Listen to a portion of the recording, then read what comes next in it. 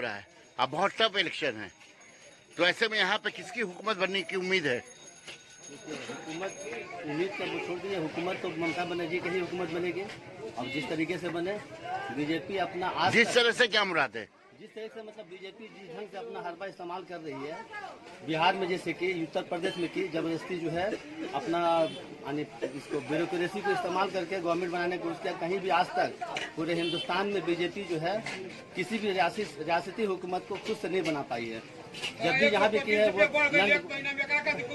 कंठबंद करके आज बीजेपी के ऊपर जो है पूरे देश मिला चलाने के लिए इस देश में इतना महंगाई बढ़ गया है, तेल का इतना जो है कीमत बढ़ गया, गैस का इतना कीमत बढ़ गया, इसके ऊपर बात नहीं करिए।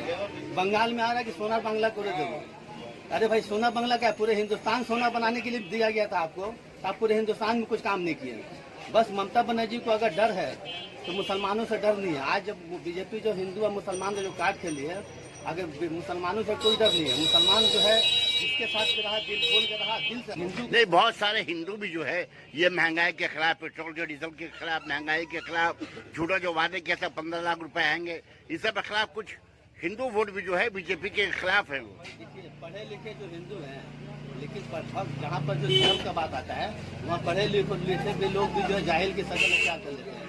आज जैसे मिसाल के तौर पे आज हम लोग बोलते हैं ये भक्ति कब खत्म होगा इनका, ये समझना मुश्किल है। आज दिनेश त्रिवेदी, ममता बनर्जी सब कुछ देने के बाद में हार गए, फिर राज्यसभा से भेजा गया, उसके बावजूद भी जो वो छोड़ कर चले गए।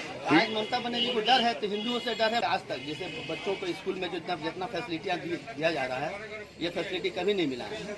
आज जो है नौजवान लड़कियों को जो शादी का जो मसला जो हल किया गया, तो वो सब जो है ममता बनर्जी को मिला है। अब रह गया कि मुसलमानों को हम ये चाहेंगे, खाली देखिए, खाली मुसलमानों के वोट से सरकार नहीं बनती है, यानी अवाम के वोट से ही सरकार बनती है।